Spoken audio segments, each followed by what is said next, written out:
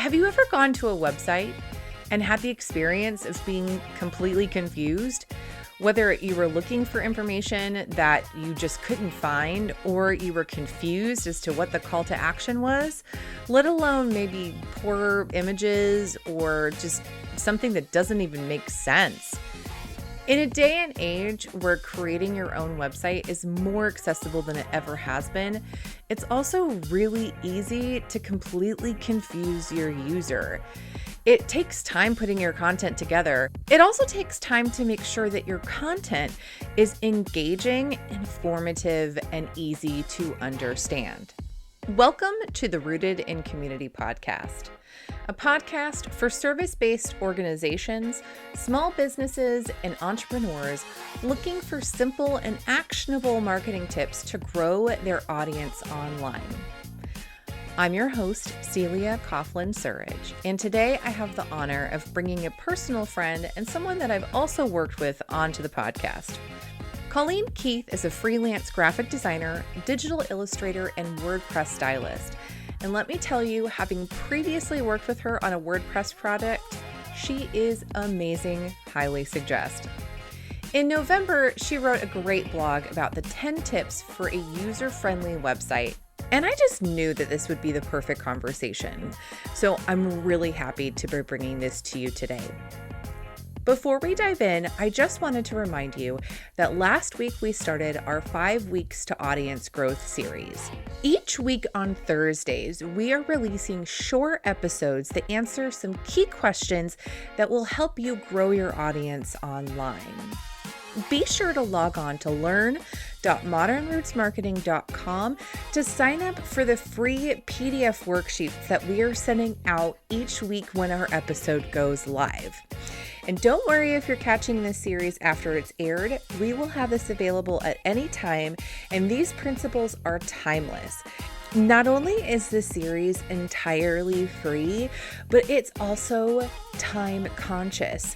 In just 15 to 30 minutes a week, you'll be setting a strong foundation to grow your audience. So be sure to go to learn.modernrootsmarketing.com to sign up for those free worksheets, and I hope to see you on Thursday.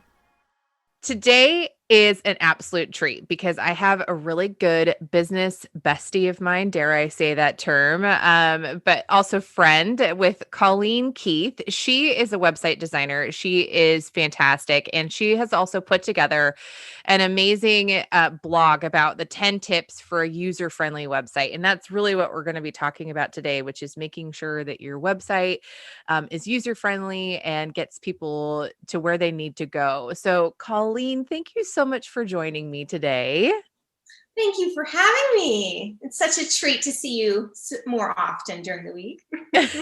Yeah, we talk often. So it's nice to actually sit down though and talk about what you do, which is websites. And you work primarily in WordPress, right? Yes, primarily in WordPress. I love WordPress and would recommend it to most businesses. It's just a really flexible platform. You can do so much on it. Right. Okay. So then I've actually got a couple of questions before we jump into the 10 tips. So, first of all, with WordPress, I've heard the rumor that it can get hacked very easily. Can I get you to speak on that matter?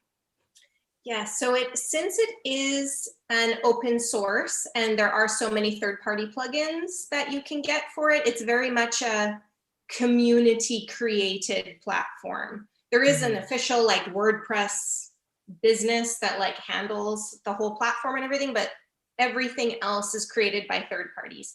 So there are a lot of opportunities for hackers to find vulnerabilities within all of these third-party plugins.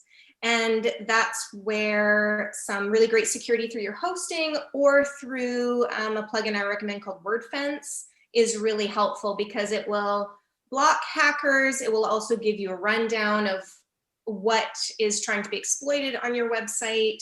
They also post, I can't even keep up with all the posts and webinars and podcasts that they have on, we found this vulnerability over here, and this is all the things you should do about this. And they're always giving out really great information about how to keep your WordPress website safe. So I don't know very much about security on Wix or Squarespace or something, but then that whole platform is controlled by one company. So I could imagine that it's possibly a bit more secure, but you're compromising in other areas by using Wix or Squarespace or similar.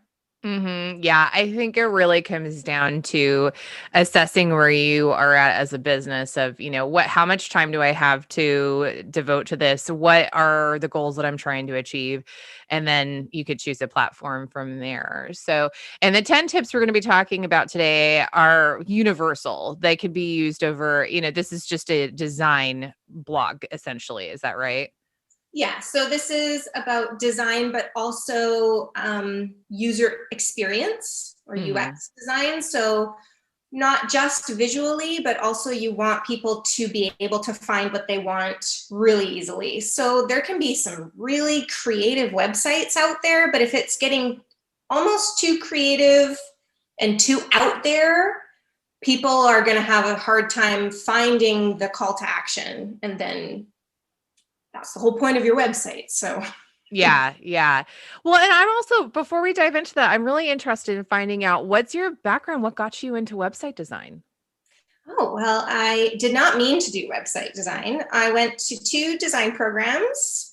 One was called Display and Design, and it was a 2-year program, and it gave us kind of a little taster of a whole bunch of design careers. And then I went to another design program called IDEA, which was design and illustration. But at the end of our program, we had to build a website for our portfolio for graduation.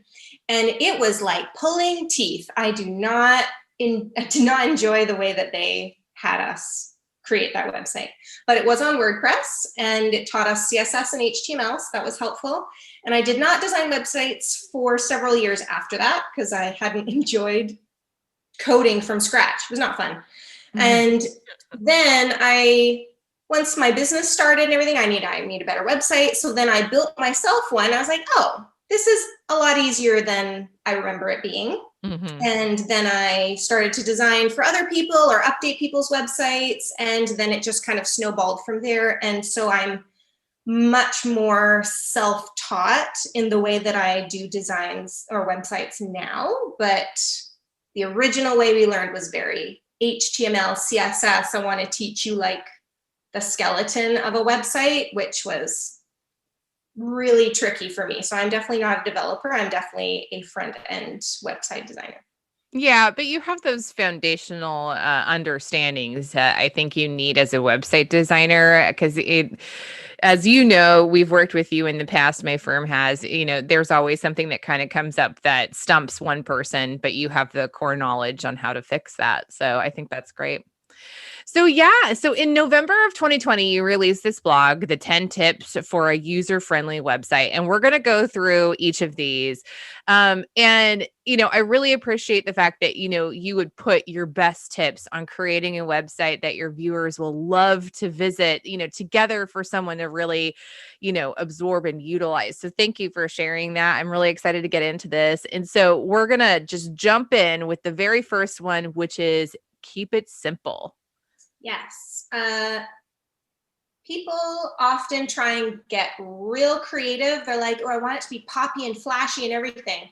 When I design a website, I like to start with the copy first and very important specific things. Like if they're selling something, I need an image of that one thing. Or if their headshot needs to be there, I need that headshot. So just start with the basics and lay out a page or the home page or the website with just the basics to start. Then once all the basics are there, then you can sort of start to dress it up. Don't go for design first. Go for what is the purpose of this? What are the objectives?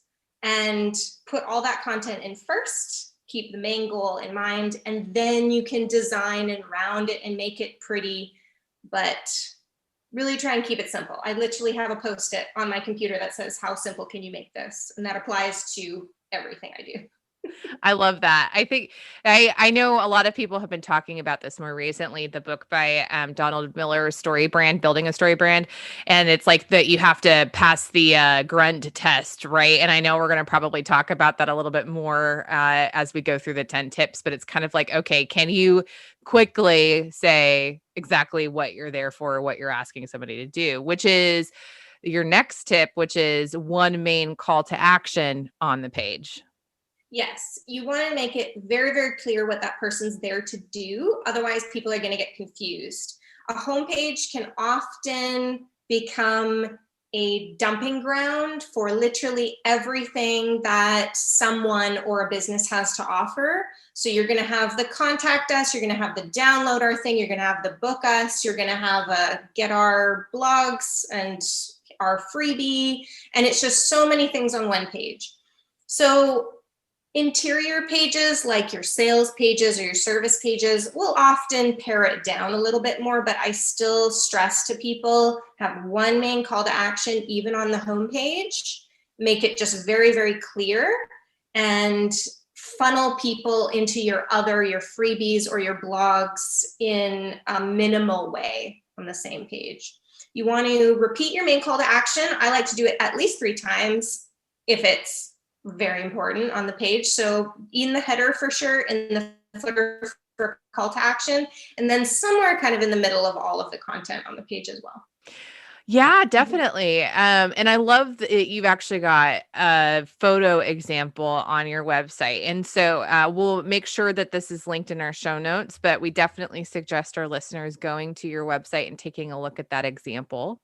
And that brings us to our third tip, which is high speed loading. And you're going to have to explain this a little bit more for me because I've recently realized that we have some slow pages on our website. So can you explain that? Yeah, so it will greatly depend on your hosting. So if you have a bad host, there are lots of bad web hosts out there. And this is for WordPress specifically. I cannot comment on Wix or Squarespace loading, but your host can be a factor in your loading, but also what is on your website. Do you have a lot of scripts that need to load? Do you have very, very big images that haven't been optimized for web?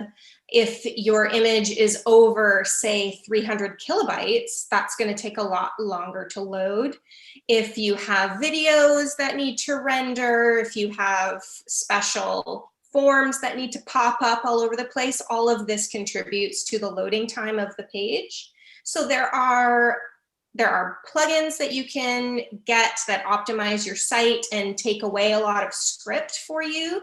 But best practice is really to start from the beginning with a really clean website, try and minimize all your images and also all of the scripts that are happening on your site. There's a really great site speed tester called GTmetrix that is also on my blog post. I recommend to everyone. It's wonderful because it tells you exactly it gives you a rating. It tells you exactly what is making your site slow. And then it also gives you, it's called a waterfall. It gives you a visual representation of what loads when your website page comes up, and you can see exactly what takes the longest to load. And then you can go and be like, oh, well, I have that loading, but I actually don't even use it. So let's just take it out.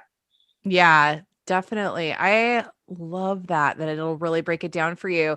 And I mean, when you've gone through this analyzer, it's called GT Metrics, which is linked on your blog, and you get your suggestions, for you. I mean, like, okay, so being totally honest, like I'm looking at needing to pare down the image sizes, right? How would you suggest somebody, like, let's say somebody has years of content, how do they go about trying to take those steps to help the high speed loading issue? So there is a plugin called Smush that will reduce your file sizes for you. Other optimize plugins will reduce file sizes as well. But if you can, at least on your most important pages, like say your homepage and your about and maybe your sales page, just take those 3 pages and make a list of all of the images that you have on it, then look in your media folder and see how big those are.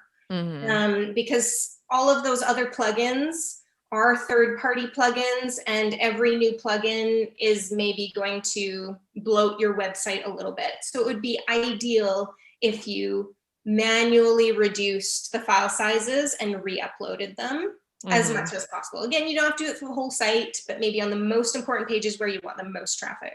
Yeah. And I know that that can also kind of affect, your desktop versus your mobile version. Like I've been looking at my SEO performance within a service called Uber Suggest, and I know my mobile site is running a lot slower. So I would assume that by doing this, you're also going to be helping both, which is actually your fourth tip, which is having a great mobile and tablet version. And I know, so like I do our websites in Wix, and I know that we can toggle back and forth between the desktop version and the mobile version to take a look at those. And I'll admit that it's not exactly the most amazing editor for mobile. I struggle with it occasionally. But for the WordPress world, I mean, how do you make sure that you have a good mobile version? Where do you go from here? So most themes that you use will have an option for that. Even in WordPress, in settings and customizer, you can toggle between the tablet and mobile versions as well. But it really depends on the builder that you're using, whether it's the default one through WordPress or something like Elementor or Visual Composer or Beaver Builder. Those will have editing for mobile and tablet versions built in. So then you can toggle, and then you can toggle, like say from desktop to tablet, and then you can say, okay, I need more margin, or I need more sizing. This needs to be smaller. Text is too big here. And then you can adjust it specifically for tablet size. And then you can go to mobile and do specifically for mobile. So if your site was created with an older theme or a really bare bones theme, like the automatic ones from WordPress, then it's going to be much harder to make a fantastic mobile and tablet version. So I do recommend picking a theme or a builder that allows for the best editing for each device. Yeah. And that kind of goes back to assessing, what platform are you using? How much time do you have to devote to this? Because ultimately you're wanting to make sure that what you do is usable and that you're optimizing the user experience. So that's part of this whole conversation. I wanted to take a brief moment from this interview to introduce you to one of the companies who's making the Rooted in Community podcast possible. Creating beautiful marketing materials for your organization can seem intimidating, and outsourcing may seem like your only option, but not anymore.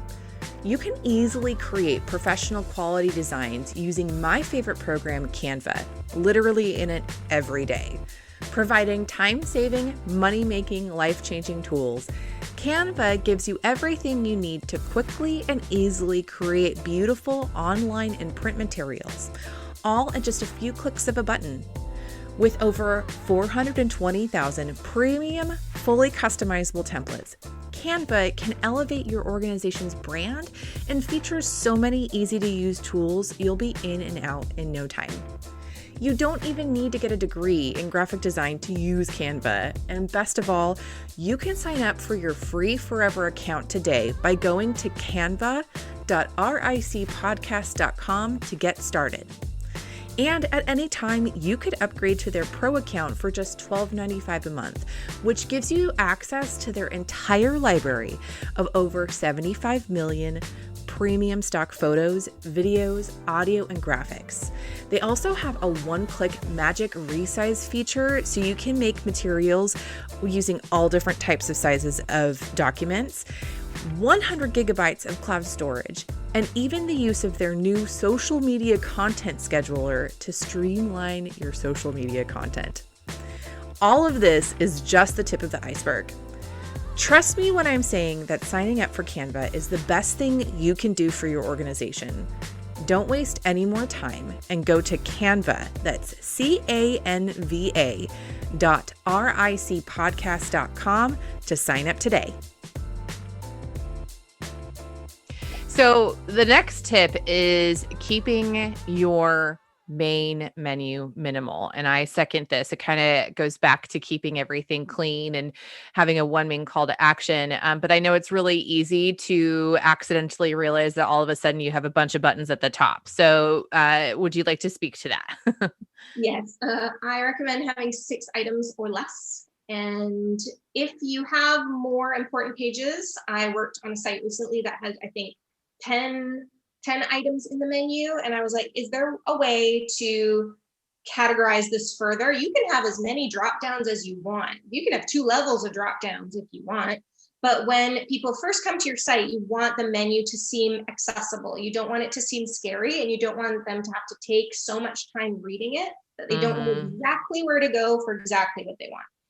So have all of your sales pages under like sales or service, like just one title for all of them. If you have various pages for about you, like here's how we give back, here's about us, here is about our favorite things this month or something, put that all under one menu. If you have a bunch of freebies, then put that all kind of on a resources in a drop down. You want your very main thing. So if you have like, say, one freebie on your site, definitely make space for that in your menu, but everything else, try and categorize it and have drop downs. So it just looks nice and clean and simple, and people aren't overwhelmed with trying to figure out where they should go.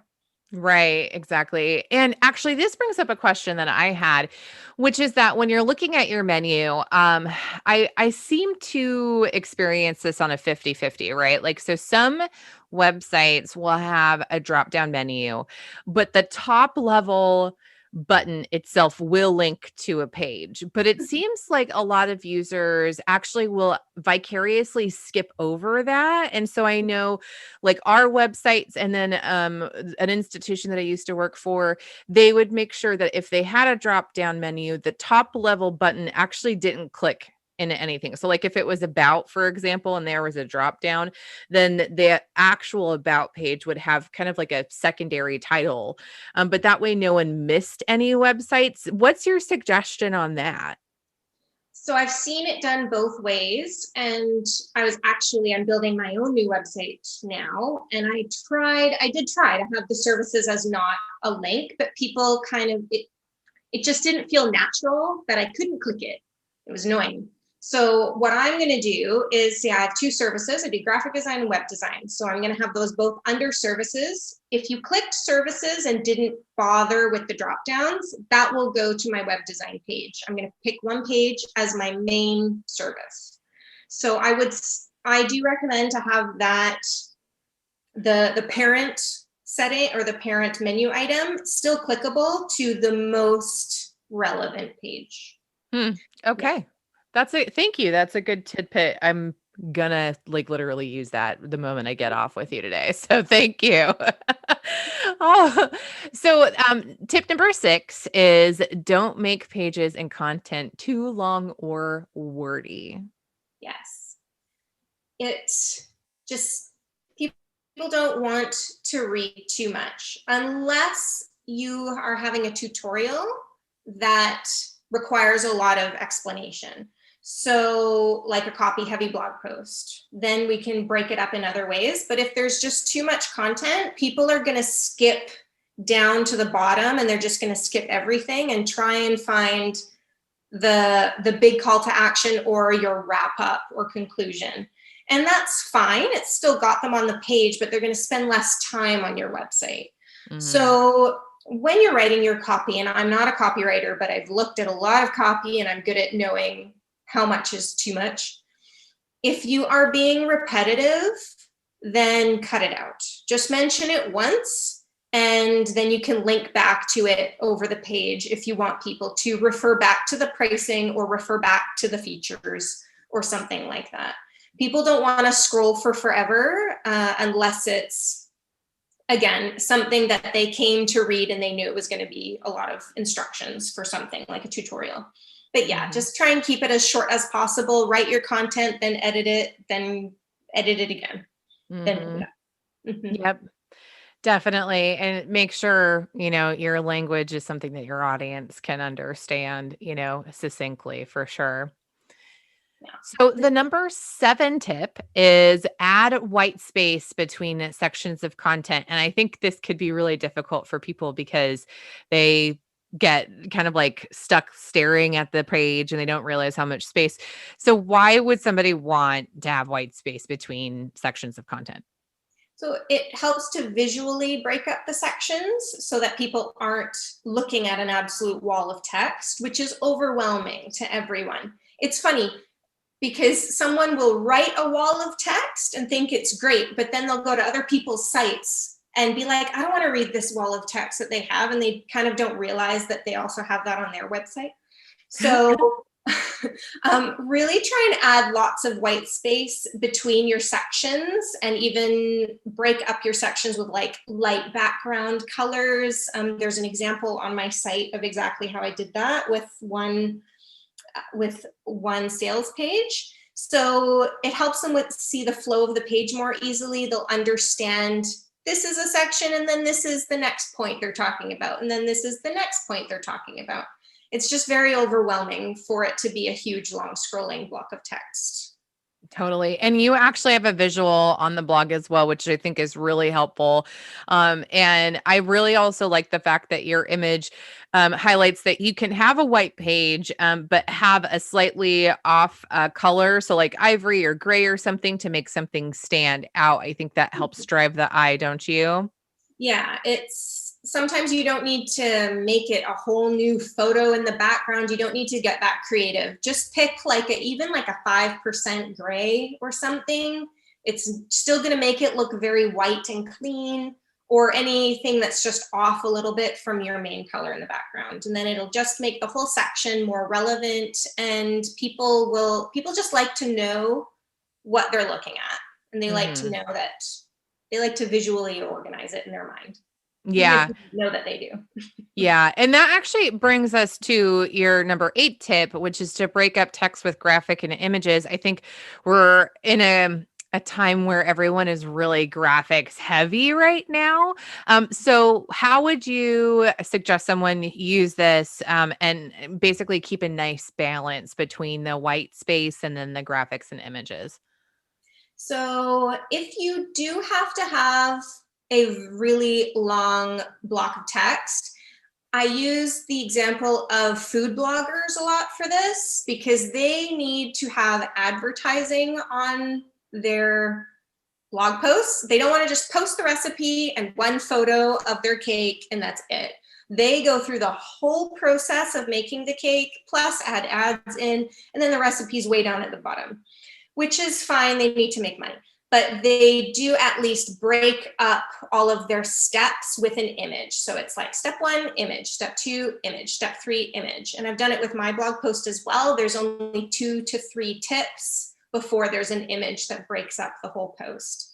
So, but I also have white space between the text and the next image. So it's just make it nice and breezy and easy and lots of white space for people to easily digest what you're reading. Mhm. And yeah, I would just keep white space around everything. That's usually called padding or margin if you are designing your site. And definitely just have space between your text with images to break up long bits of text. Mhm. Yeah, definitely. And yeah, and that brings us to your number 9 tip, which is to put socials and other distractions in the footer or farther down on the page. And I think speaking to the graphics and images, we're still aiming for something clean and organized, right? And that, amplifies that user experience. And so if you have like social icons, etc., putting them at the footer is better. And I know some people are referring to it as the junk drawer now, but what other things are you putting in the footer of your page? Well, you want to give them all of their links again, all your most important links, maybe not all of them from the main menu, but your most important popular links that you want them to go to. Definitely want to have your branding in there again. So we will have the logo and your tagline if you have one. Often people will have a little contact us If people don't want to go all the way to the contact page, it's a little bit of a shortcut for people. Like, here's our name, here's our email, here's our phone number if you want to get in touch with us. And then, yeah, anything else that is not that important but needs to be provided, like legal pages, like privacy and terms and conditions, definitely never in your main menu. Nobody cares, but it needs to be available on your site. So yeah, the junk drawer, as you so wonderfully called it. I know a lot of bloggers, not necessarily bloggers, but people who are really focusing on sales pages and they want people to really focus on what's on the page. They're asking for no socials in the main menu because it's distracting. And people will click those like, ooh, I want to see their Instagram page. And then they're away from the site already. So put them in the footer. That is, they used to be all in the main menu. My old site has them in the main menu, but now we're all moving to the footer. And see, I think this is a really big testament to the fact that, no longer are the days where you make a website and it just sits for like a year or 2 years. Everything is constantly changing. Everyone, especially right now, is super contented out too. Like, you're either, Zoom fatigue, or you're over just seeing all of the content. Do we really need a new app for that? I think a lot of people are dealing with that. But, ultimately, you have to have a checklist, and you have to look at these things, every quarter or at least every 6 months, to make sure that you're not out of date. And that can be really cumbersome for some people. But that's why the Rooted in Community podcast is here, huh? So anyway, self-promotion aside, that takes us to our 10th tip, which is have all outbound links open a new window/tab. And I think this is huge. I know how to do this, but I think a lot of people forget this step. Yes, there should always be an option. However you've designed your website, when you add a link, there should be a little click box that says open in new window or tab. Always click that unless it's an internal link. So an internal link would be, say on your homepage, you say contact us, and that will go to your contact page. That can all stay in the same window or tab. That's fine because they're staying within your site. If you are recommending a software, or like I've given the outbound link to go try GTmetrix to see your speed loading time, always have that as an outbound link, because first of all, it keeps people on your site. Second of all, people will like that you kept them on your site, because now they're going to have to go back to read the rest of your page. They're going to have to click back, and it's annoying, and they're going to subconsciously, or even verbally at the time if they want to, curse your site. And they'll be like, God, now I have to click back. And Yeah. So I don't even trust that everyone does this. So I always right click on outbound links when I'm looking at something to open a new tab for myself. But not everyone knows to do that, or is in as much of a hurry as I am. So always have it go to a new window or tab. Yeah, I think that's absolutely huge. You want to keep people on your website. So I think that's a great tip. So you actually also have a bonus tip for us, which is no more annoying pop-ups. And I love this one because I so desperately tried to avoid a pop-up on our website for a really long time. And then we had a freebie, and now I have a pop-up, and I hate it every time I open up our blog.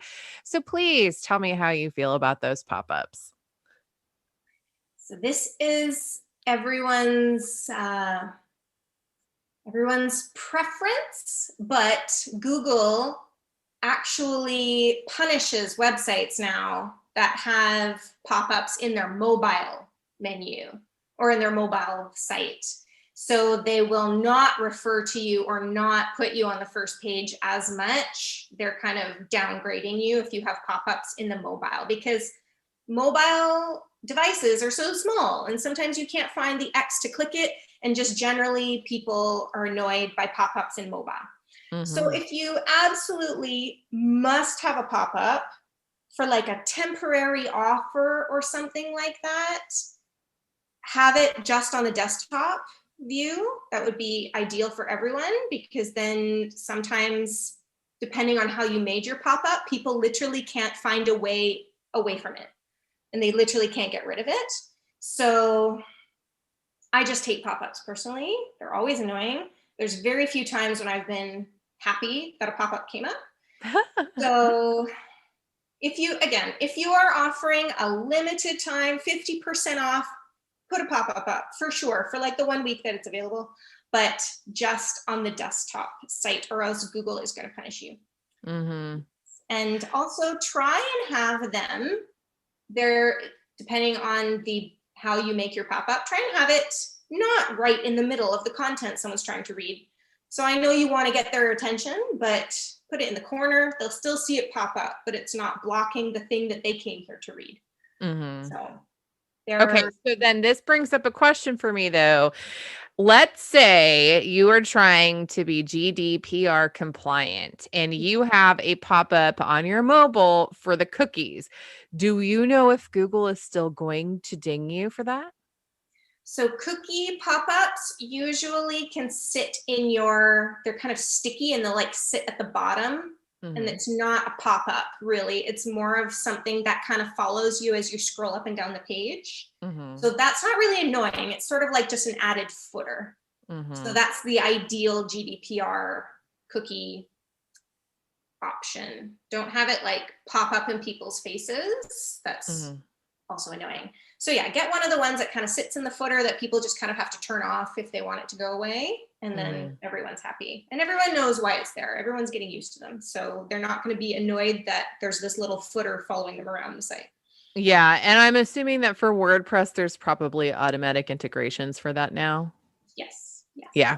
Okay. Because I know for Wix and Squarespace, you can have the GDPR pop-up automatically added, and then you can also have the do not sell my personal information automatically added, which makes my life a little bit easier to make sure that I'm compliant. So, well, that's great. So, with that said, that is your list. Now, you do end this blog post with there's no cheat sheet for this post, but you have a ton of other cheat sheets available and you can download them if you click the button. So, anyone listening, I'd highly suggest swinging by Colleen's website, clicking that button and getting those cheat sheets to help you through your website design. Also, if you're looking for a website designer, Colleen is amazing and she's wonderful to work with. So I highly suggest her. Like I said, I've worked with her before and I'll make sure that her information is in our show notes.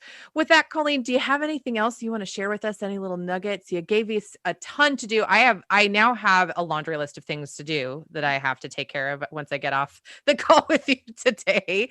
But yeah, do you have anything else?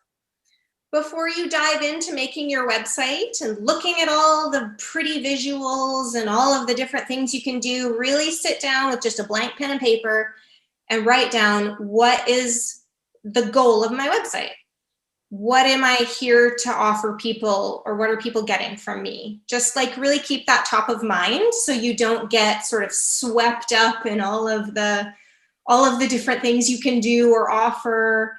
And I've definitely fallen privy to the shiny object syndrome, where really I am a service-based business. I provide graphic and web design, but then I was like, I should make a course. I should have a blog every week. I should have all of these things. I should have a newsletter. So I'm like, well, no, I am a service provider first, and I'm an educator second, and I am a social media maven never.